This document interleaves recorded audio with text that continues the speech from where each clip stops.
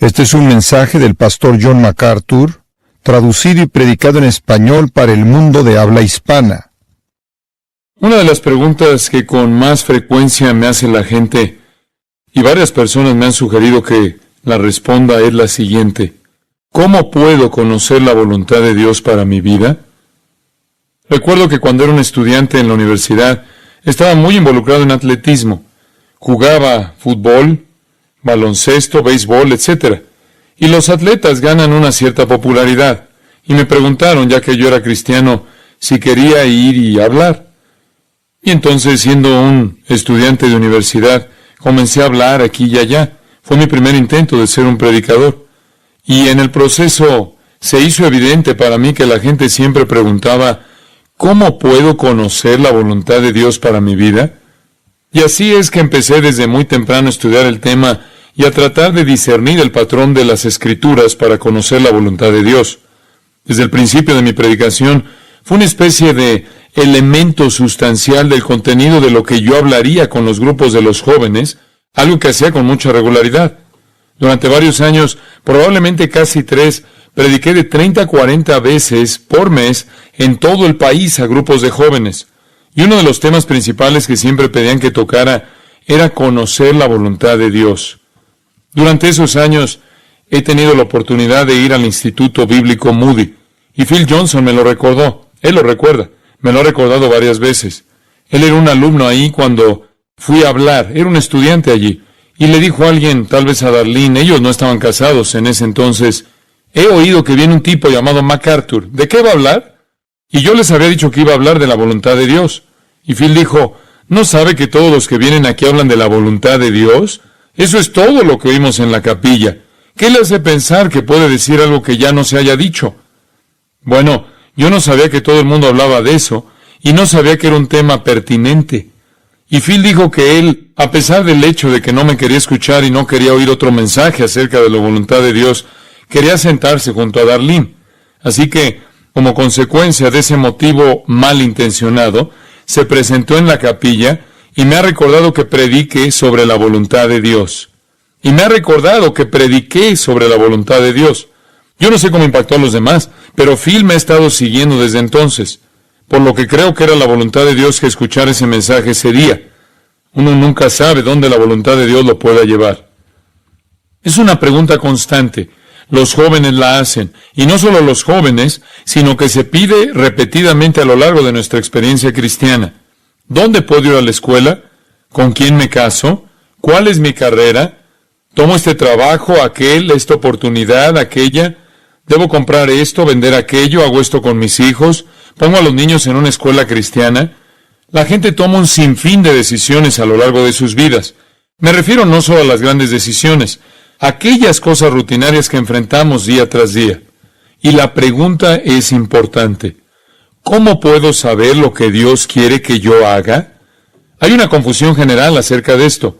Algunas personas piensan que Dios es de alguna manera renuente a hacernos dar a conocer su voluntad, que le agrada ocultarla. Y así pasamos por la vida como si estuviéramos en una lotería divina, esperando que podamos obtener el número acertado, y puede que no. Y Dios de alguna manera se siente contento de que esto está limitado a solo unos pocos elegidos. Eso está muy lejos de la verdad. Hay otras personas que piensan que la voluntad de Dios es una especie de experiencia casi trascendental. Están corriendo por la calle bajo la lluvia, se resbalan en el pavimento, se caen y en el piso hay un mapa de la India, y esto constituye el llamado divino, y corren a anotarse para hacer algún tipo de trabajo misionero. Hay otros que están esperando una voz. Están esperando algún tipo de voz interior, algún tipo de voz exterior ordenándoles hacer algo. Esto es muy, muy común.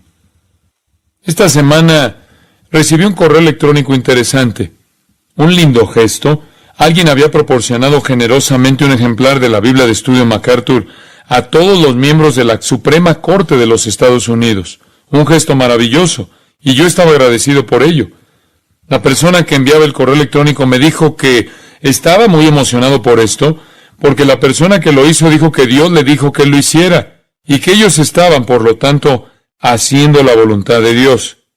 La persona que envió el correo electrónico estaba emocionada porque Dios le había dicho a la otra que hiciera eso. Me alegro de que fueran tan generosos como para dar esas Biblias a la Suprema Corte. Pero dudo que Dios les dijera que lo hicieran. Puede que hayan tenido un fuerte impulso de hacerlo, un fuerte sentimiento que ellos interpretaron como que Dios se los estaba diciendo, pero no habría ninguna forma de saber eso. Dios no se revela más de manera audible. Ha cerrado el canon de las Escrituras. La palabra de Dios está completa. Es la fe dada a los santos una vez y para siempre. Ahora Dios nos habla a través de su palabra. ¿Él nos da impulsos? ¿Nos dirige? Sí, lo hace. Pero nosotros no tenemos ninguna manera de saber eso a ciencia cierta. Yo no tengo una luz roja en la cabeza, como dije hace un tiempo, que se enciende cuando se trata de Dios y se apaga cuando soy yo. Yo no tengo ninguna manera de saber eso. Uno hace lo que hace, y quizás en retrospectiva vea la mano de Dios. Pero, ¿cómo podemos conocer la voluntad de Dios? Nosotros no podemos oír voces en nuestras cabezas. No podemos saber que esos impulsos que sentimos es Dios que nos está moviendo. No podemos esperar a que se produzca una experiencia monumental antes de que consigamos algo de conocimiento. ¿Cómo podemos conocer la voluntad de Dios día tras día? Permítame mostrarle dónde hay que empezar. Mateo, capítulo 6. Voy a ser muy práctico y algo breve. Iré rápido. En Mateo, capítulo 6, Jesús instruye a sus discípulos acerca de cómo orar. Escena muy conocida.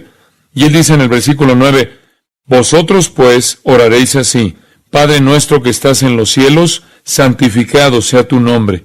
Venga tu reino, hágase tu voluntad como en el cielo, así también en la tierra.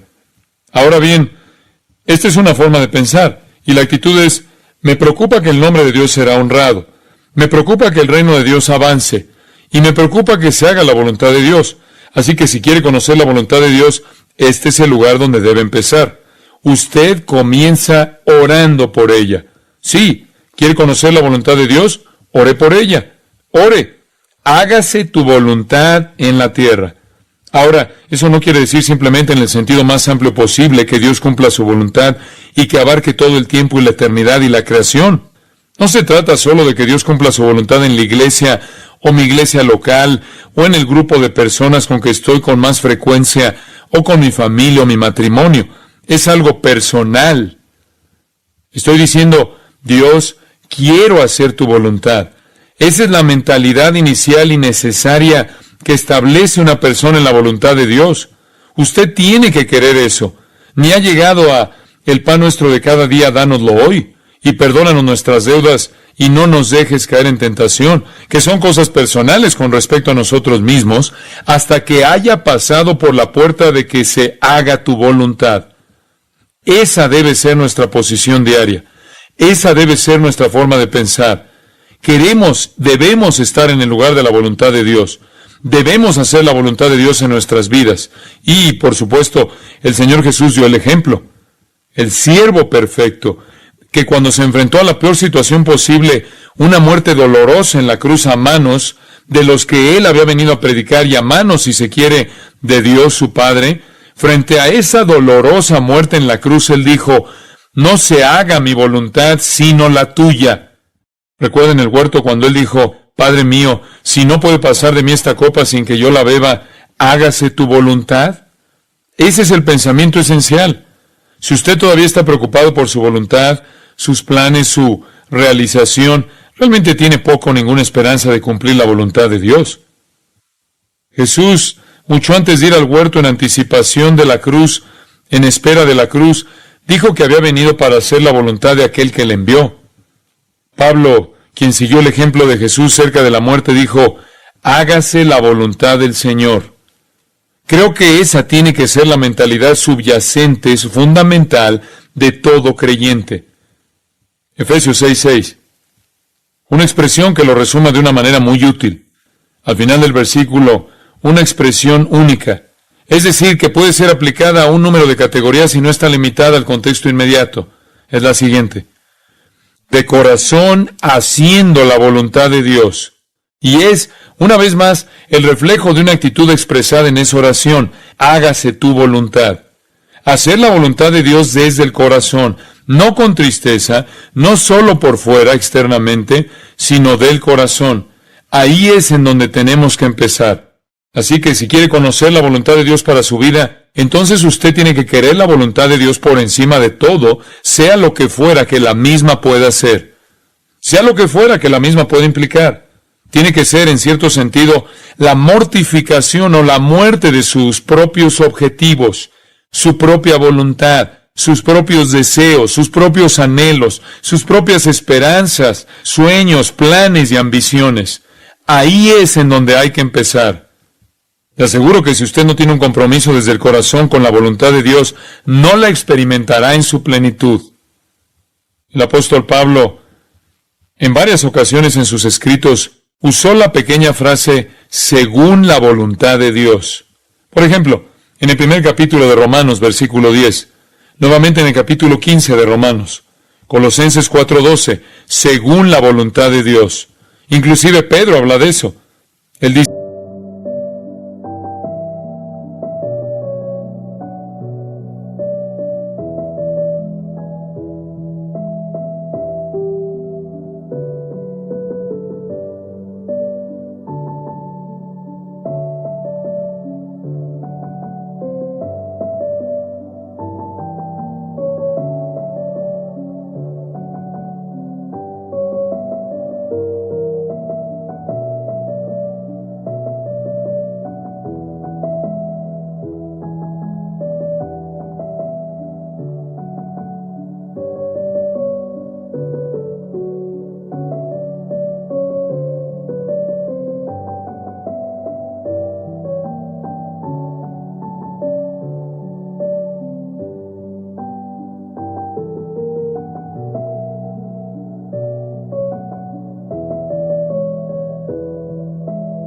en su epístola 1 de Pedro 4 que, para no vivir el tiempo que resta en la carne, conforme a las concupiscencias de los hombres, sino conforme a la voluntad de Dios.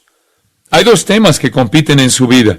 Uno de ellos es el deseo de su propia carne, lo que usted quiere, de la manera que usted lo quiere, cuándo lo quiere y cómo lo quiere. Y esta es la voluntad de Dios. Usted vive conforme a la voluntad de Dios o de acuerdo con la voluntad de su propia carne. Y así, a medida que empezamos a hablar de la voluntad de Dios, tenemos que empezar con ese fundamento. ¿Está dispuesto a hacer la voluntad de Dios desde el corazón sin importar lo que eso implique? Sea lo que fuere. Ahí es donde usted comienza a tomar las medidas necesarias para experimentar la voluntad de Dios. Mientras aún se aferra a su voluntad, sus metas, sus planes, sus ambiciones, sus propósitos, hay un conflicto que no cederá a la voluntad de Dios. Permítame definir la voluntad de Dios. Así sabemos de lo que estamos hablando. Si tomáramos el concepto comprensivo, amplio de la voluntad de Dios, lo podríamos dividir en tres categorías. Primero, la voluntad de propósito, lo que los teólogos llamarían la voluntad de decreto. Hay una voluntad de Dios que está ligada a su plan eterno. Se hace referencia a eso en una serie de lugares en la Biblia. Yo solo voy a dar un ejemplo. Jeremías 51:29 dice, porque se cumplen los designios del Señor. Hay una voluntad de Dios que es su propósito, que Él cumple. No es algo que Él desea que no ocurra. Es lo que se propone y sucede. Es esa voluntad de Dios que se expresa esencialmente en Romanos 8:28. Todas las cosas les ayudan a bien, esto es, a los que conforme a su propósito son llamados. Es la voluntad del propósito divino. Se propuso crear al hombre, Él se propuso redimir al hombre, Él se propuso salvar a aquellos que el Padre escogió, se propuso elegir a la nación de Israel para que esa nación transmitiera su ley y su evangelio, se propuso dejar esa nación a un lado por su incredulidad, pero algún día la restaurará y salvará. Se propuso enviar a su Hijo al mundo para vivir, morir, resucitar, ascender a la mano derecha y enviar al Espíritu Santo y establecer la iglesia. Se propuso también que la iglesia fuera al mundo y predicara el evangelio. Se propuso que la iglesia fuera compuesta por los redimidos que serán raptados. A continuación, se ha propuesto que habrá un tiempo llamado tribulación, que terminará con el regreso de Cristo, el establecimiento de un reino de 1000 años, que será el cumplimiento de todas las promesas hechas a Abraham y a David. Y al final de ese tiempo, la destrucción de todos los hombres impíos y demonios, y el establecimiento de los nuevos cielos y la nueva tierra, que es el estado eterno. El vasto plan de redención es la voluntad de propósito de Dios. Y cada propósito del Señor se llevará a cabo. Para mostrarlo de nuevo, vale la pena examinar brevemente Efesios 1:9, dándonos a conocer el misterio de su voluntad. Él tiene una voluntad que es de plan y propósito eterno, la cual era un misterio antes que Él la revelara. Nos la ha revelado y aquí está, según su beneplácito, el cual se había propuesto en sí mismo, queriendo decir Cristo. Aquí vemos el propósito, la voluntad de Dios ahora revelada.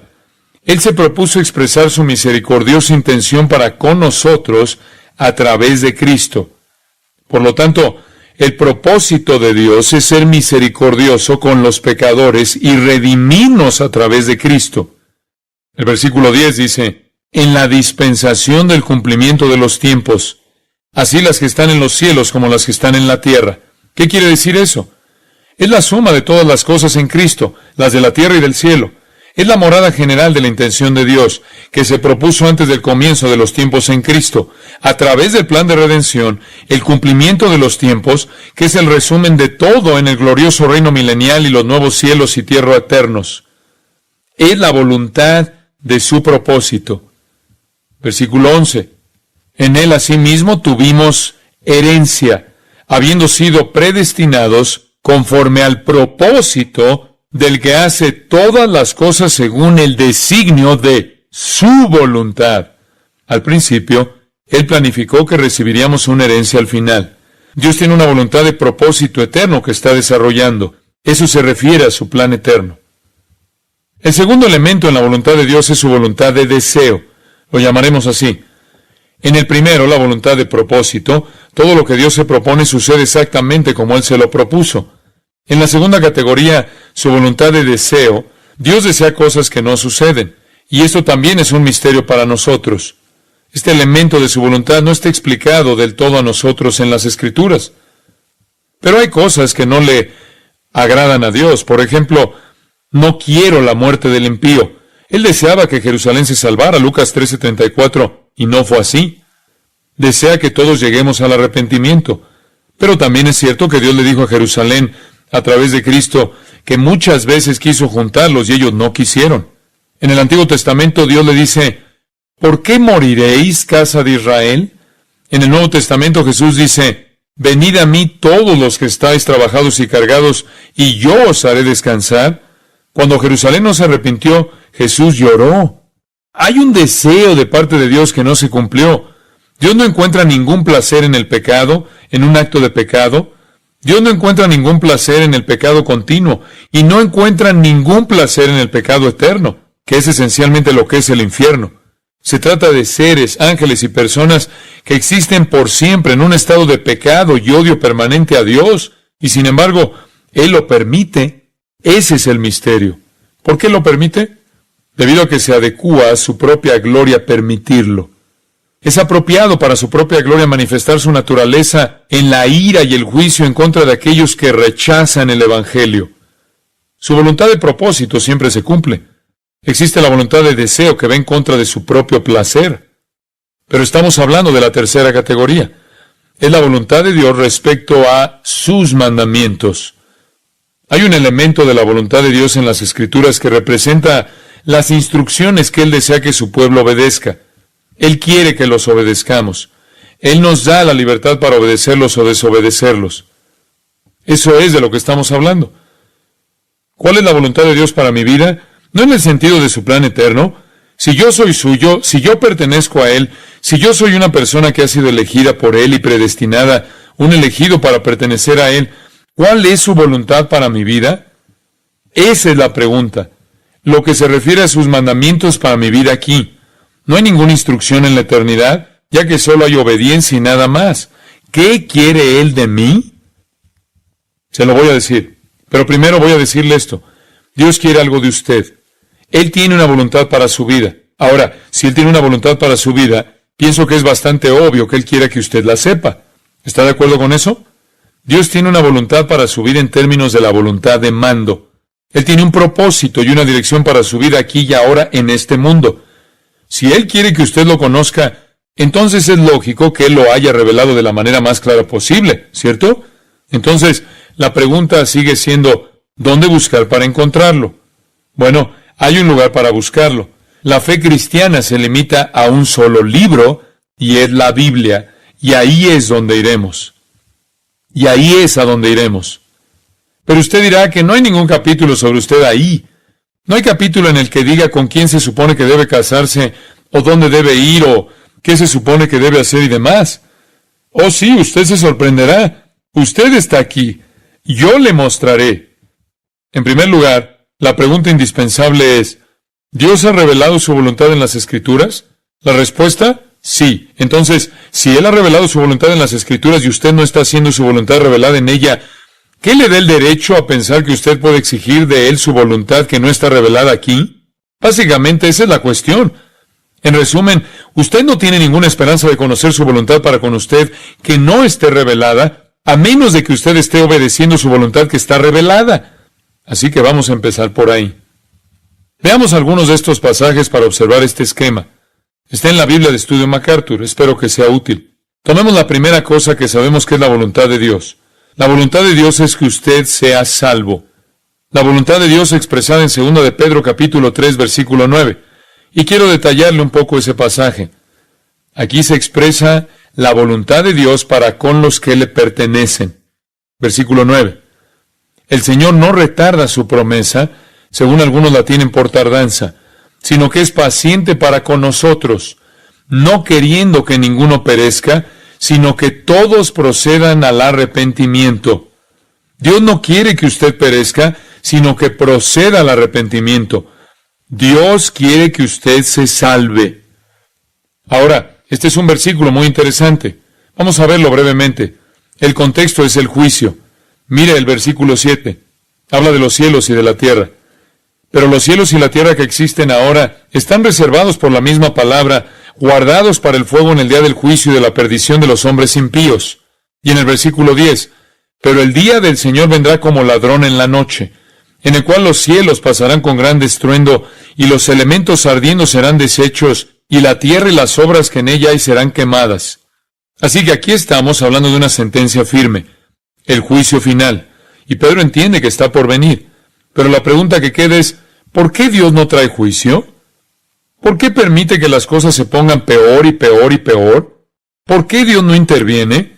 Estamos viendo nuestros relojes, calendarios y decimos, es tiempo que vengas y pongas fin a la miseria y al pecado y acabes con la deshonra a tu santidad, Dios. ¿Por qué no haces algo? ¿Para qué dejar que el tiempo pase? ¿Es el Señor lento? Literalmente, ¿es Él vago? ¿Está perdiendo el tiempo?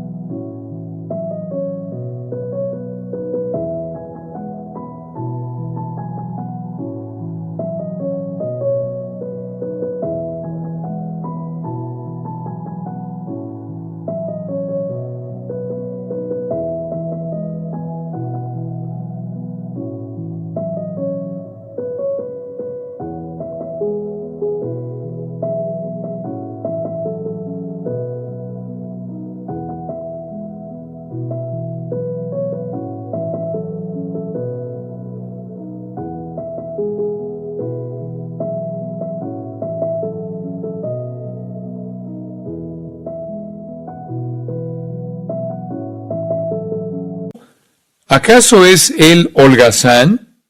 Y recordamos en el versículo 8 que el Creador divino del universo no actúa de acuerdo con el tiempo. Para con el Señor un día es como 1000 años, y 1000 años como un día. Lo que parece mucho tiempo para nosotros es muy poco tiempo para Él. Así que Él no opera de acuerdo con nuestro calendario, nuestros relojes. Manténganlo en mente. El hecho de que Dios no haya cumplido la promesa de juicio, el hecho de que Él no haya venido y destruido el universo, es porque Él es paciente para con nosotros. Y eso es porque Él no quiere que ninguno de los suyos se pierda, sino que espera hasta que todos los que han sido elegidos vengan al arrepentimiento. Así que la razón por la que Dios no ha acabado con el mundo, el motivo por el que no ha venido con poder destructivo, se debe a que aún no todos los suyos han sido salvados. La voluntad de Dios es que los pecadores sean salvos. Y el que prometió es fiel. Él cumplirá su promesa de juicio, pero Él espera pacientemente hasta que todos los que son suyos se arrepientan y puedan ser salvos. La demora no es porque Él está siendo flojo, es porque Él espera pacientemente para que los suyos sean salvos. Es la voluntad de Dios que usted sea salvo. Usted no puede ni siquiera entrar en la categoría de experimentar la voluntad de Dios si no es salvo. Solo pertenece a aquellos que son salvos. Permítame decirlo de manera muy simple. Si usted no es un cristiano, si no es salvo, si no ha confesado a Jesús como Señor y Salvador, se ha arrepentido de sus pecados y lo ha aceptado, no hay ninguna voluntad de Dios para usted, excepto una sola cosa. Dios quiere que usted perezca para siempre en el infierno eterno. Eso es todo. El resto no importa. No importa. Así que si usted no ha sido salvado, no pregunte, ¿qué quieres de mi vida? Si usted no va a tener fe en Jesucristo, ni siquiera es capaz de conocer o experimentar la voluntad de Dios que tiene para aquellos que son salvos. Observe 1 Timoteo 2:4. El versículo 3 presenta a Dios como el Salvador. Dios nuestro Salvador, el cual quiere que todos los hombres sean salvos y vengan al conocimiento de la verdad. Esto es, todos los que son suyos. Todos aquellos a quienes Él ha escogido. Todos aquellos a quienes Él ha decretado propuesto que sean salvos. Dios desea que todos vengan a Él. Como ya he dicho, a Dios no le place la muerte de los impíos, Él no le agrada la muerte de los impíos, Él odia el pecado, odia su consecuencia. Él no desea que la gente permanezca impía por siempre en el odio eterno a Él, en odio eterno a Él y en el infierno. Sin embargo, Él permite que suceda.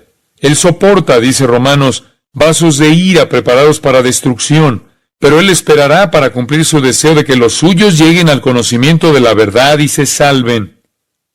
Solo aquellas personas que son salvas, solamente aquellas personas que aceptan al Salvador, solo las personas que hacen la voluntad del Padre, en las palabras de Mateo 2 y Marcos capítulo 3, solo aquellos que hacen la voluntad del Padre creyendo en el Hijo, tienen la capacidad de conocer la voluntad de Dios.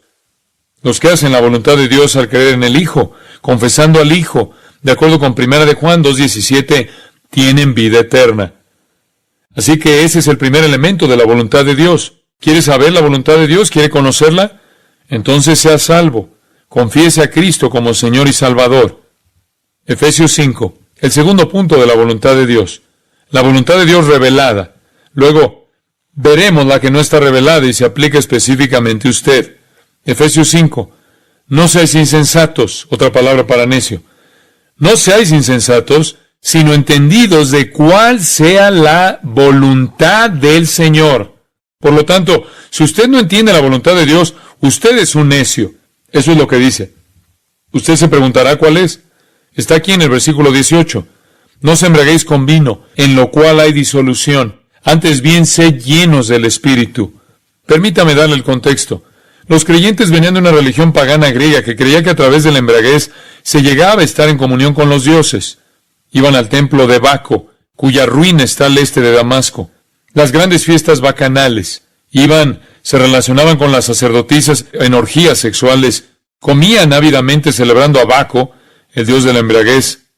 En el centro del pasillo del templo había un gran pozo en donde vomitaban para luego regresar y poder continuar comiendo y bebiendo. De esta manera uno se elevaba para tener comunión con los dioses, con orgías sexuales, gula y ebriedad. Todas las columnas tienen vides y uvas celebrando a Baco, el dios del vino. Pablo llega y dice que están equivocados, que así no se elevan, sino que se hunden, que eso es disipación, lo cual es sinónimo de desintegración, lo opuesto a elevarse, algo destructivo. Si usted quiere estar en comunión con Dios, si quiere conocer el corazón y la mente de Dios, no haga eso, haga lo siguiente: llénese del Espíritu. Eso es lo que produce intimidad con Él, conocimiento de su mente. Todos los cristianos poseen el Espíritu Santo. Romanos 8:9. Si usted no tiene el Espíritu, no es un cristiano. Si usted lo es, lo tiene. 1 Corintios 6:19. ¿O ignoráis que vuestro cuerpo es templo del Espíritu Santo? 1 Corintios 12:13. A todos se nos dio a beber de un mismo Espíritu. Entonces, lo que necesitamos hacer es llenarnos del Espíritu. Eso indica la idea de control total. La palabra lleno es la palabra pleró. Esa palabra significa estar lleno, algo no estático. No es la idea de llenar un vaso. Se ilustra mejor viendo cómo se utiliza en varias descripciones del Evangelio. Por ejemplo, se utiliza la palabra en Juan 16:6. Tristeza ha llenado vuestro corazón. Habla de tristeza que domina una persona, que toma control. Lucas 6:11. Y ellos se llenaron de furor. Lucas 5:26. Llenos de temor. Y en cada caso, la palabra indica una emoción que domina. Literalmente, la pérdida de todo balance y equilibrio. Cuando usted dice que alguien está lleno de tristeza, quiere decir que esa tristeza ya no se puede mezclar con la alegría que nos ayuda a mantenernos balanceados emocionalmente. Cuando uno dice que alguien está lleno de locura, quiere decir que ha tocado fondo. Cuando usted dice que alguien está lleno de enojo, quiere decir que perdió el control. Cuando alguien está lleno de miedo, quiere decir que está en pánico. No hay manera de ver ningún balance en su estabilidad emocional. Y básicamente vamos por la vida y hay cosas que nos hacen felices y cosas que nos entristecen todo el tiempo. Tenemos que mantener un balance, un equilibrio. Cuando uno empieza a ver cosas tristes en la vida y se concentra en ellas, la balanza se desequilibra. Y usted trata de alegrarse y pensar en todas las cosas buenas que están sucediendo. Lo mismo sucede con el enojo. Hay muchas cosas que le pueden enojar. Entonces, usted piensa en todas las cosas por las que debería estar agradecido y mantiene su balance. Hay cosas que le pueden asustar. Si pensara todo el tiempo en terremotos, incendios, accidentes, el cáncer, enfermedades del corazón, usted iría por la vida en pánico, pero no lo hace. Piensa en sus hijos, sus nietos, disfruta una buena comida, besa a la persona que ama y equilibra su vida, hasta que la persona que ama muere y está lleno de tristeza. O hasta que un día llega a su casa y hay un hombre con un arma, y usted ya no puede equilibrar el miedo y tiene el corazón en la boca. Esa palabra es lleno. Esta es la palabra lleno. Está lleno del Espíritu significa que usted se ha ido. No tiene más voluntad propia, no tiene objetivos, ni ambiciones, excepto aquellas que le pertenecen al Espíritu Santo. Eso es estar lleno de Él, estar dominado, controlado por Él. La balanza completamente volteada a favor del Espíritu, bajo el control total de Él. Él domina su mente. Pero, ¿cómo puede suceder eso? No es una experiencia estática. No es una nube sobrenatural que llega usted y hace ciertas cosas. Estar dominado por la voluntad del Espíritu, por la mente del Espíritu, es estar dominado por las Escrituras. No puedo expresarlo de manera más clara que esa. No es algo emocional, no es algo trascendente. Significa simplemente que usted obedece la palabra de Dios, porque la palabra de Dios es revelada por el Espíritu Santo. Toda Escritura está inspirada, dada por el aliento de Dios, por el Espíritu de Dios. Los hombres santos de la antigüedad eran movidos por el Espíritu Santo. Por supuesto, en Efesios 5 dice, sed llenos del Espíritu, y luego relata lo que sucede, hablando entre vosotros con salmos, con himnos y cánticos espirituales, cantando y alabando al Señor en vuestros corazones, dando siempre gracias por todo al Dios y Padre, en el nombre de nuestro Señor Jesucristo. Comienza a alabar y alabar porque usted está lleno del Espíritu, y luego agradece. Agradece por todo lo que recibe a través del Señor Jesucristo, y da gracias a Dios Padre. Luego se somete en temor a Cristo. Si es una esposa, se somete a su esposo. Y si es un esposo, ama a su esposa. Y si es hijo, versículo 1 del capítulo 6, obedece a sus padres. Y si es padre, no provoca ira a los hijos, sino que los cría en disciplina y amonestación del Señor. Y si es un empleado, obedece a su jefe, versículo 5. Y si es un jefe o empleador, versículo 9, cuida de sus empleados. Todas las relaciones son afectadas. Primero, usted alaba a Dios, le agradece, se somete unos a otros. Es lo que debe ser como esposa, como esposo, como hijo, como padre. Y aún fuera del hogar, en sus relaciones sociales, usted es lo que debería ser. Afecta cada área de su vida. Eso es estar lleno del Espíritu, Efesios 5. Permítame darle el paralelo en Colosenses 3:16. Verá las mismas cosas. Enseñanza, exhortación, salmos, himnos, cánticos espirituales, alabanza, agradecimiento a Dios en el corazón. Exactamente lo que dice Efesios 5. Y en el versículo 18, las casadas están sujetas a los esposos. Versículo 19, los maridos, amad a las esposas, Versículo 20. Hijos, obedeced a los padres. 21. Padres, no exasperen a sus hijos. Y en el versículo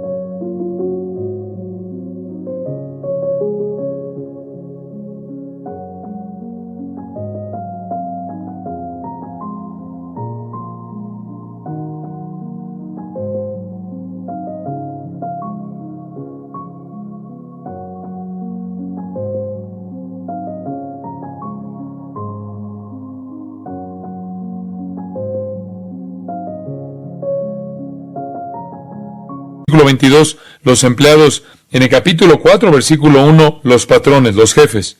Las mismas categorías, el mismo resultado, excepto por una diferencia. Versículo 16, no dice sed llenos del Espíritu y eso es lo que sucederá. Dice, la palabra de Cristo mora en abundancia en vosotros y esto sucederá. Escuche con atención.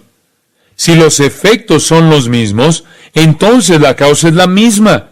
En un lugar dice, sed llenos del Espíritu, y en el otro dice, la palabra de Cristo mora en abundancia en vosotros. En consecuencia, ambas son lo mismo. La conclusión es que ambas son lo mismo. Ser controlados por el Espíritu no es distinto a ser controlado por la mente del Espíritu que está revelada en las Escrituras. Entonces, ¿cuál es la voluntad de Dios para su vida?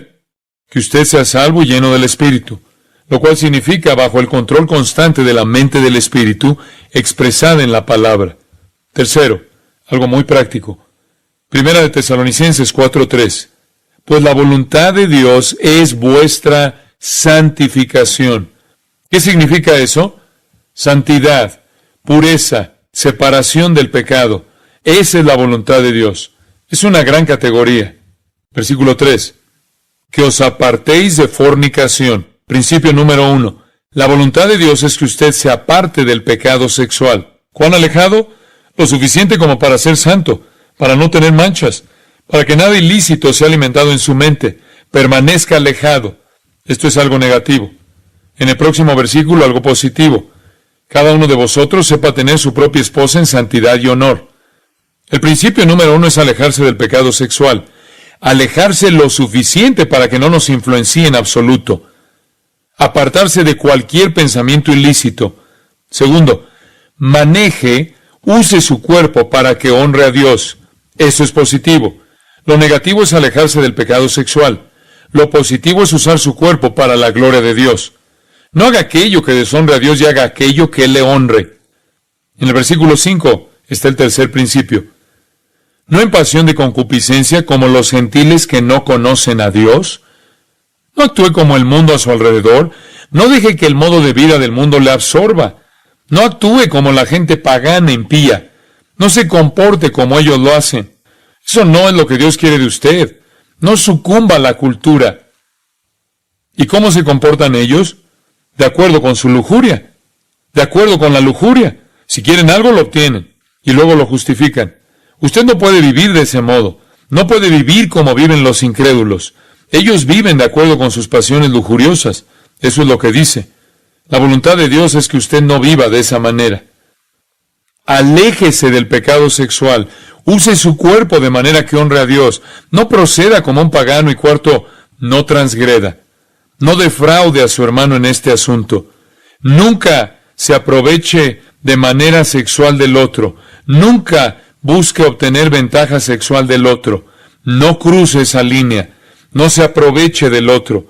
Usted está defraudando la virtud, la santidad, la pureza de esa persona.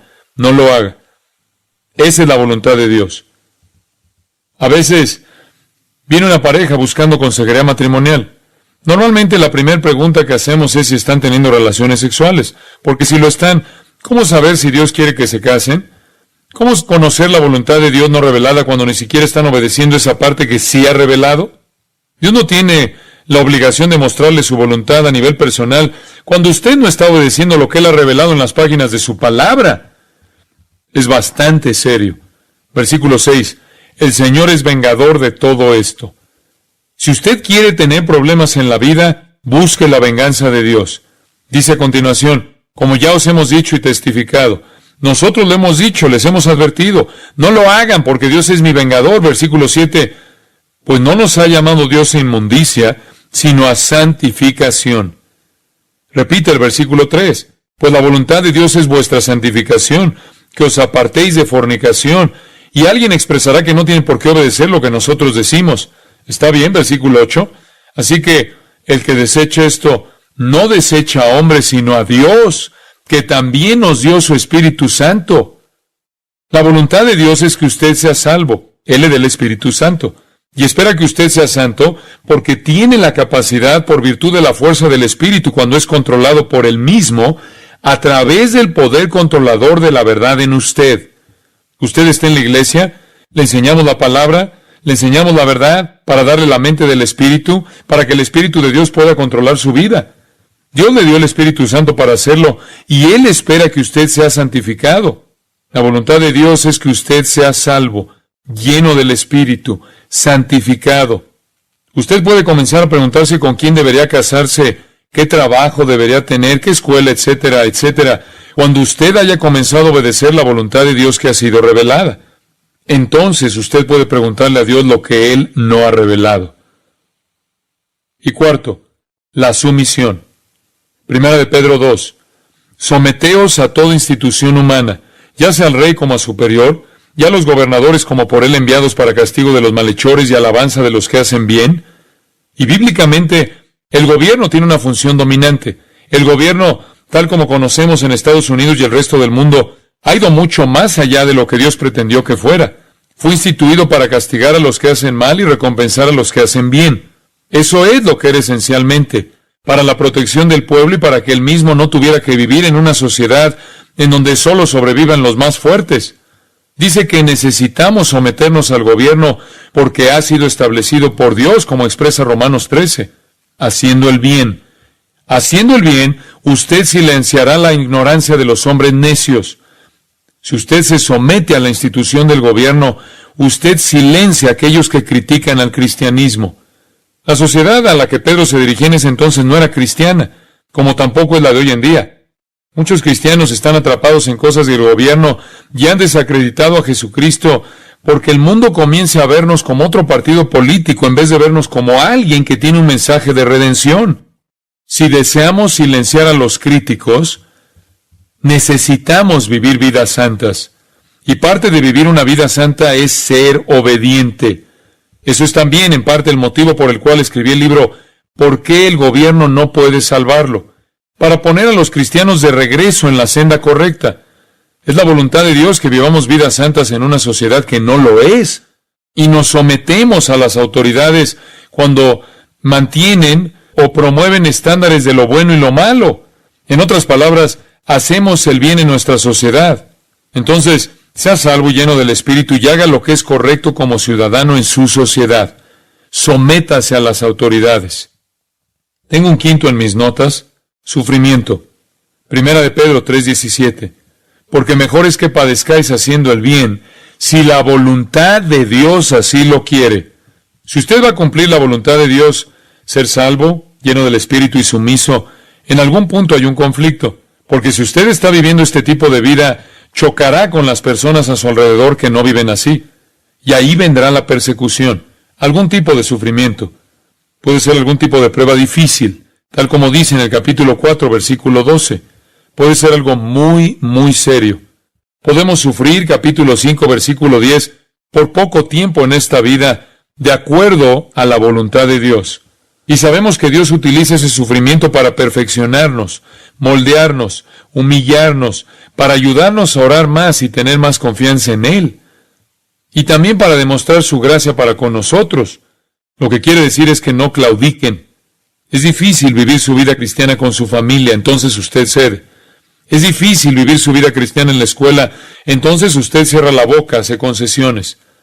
Es difícil vivir la vida cristiana con sus amigos, en el trabajo, donde sea, por lo que desobedece.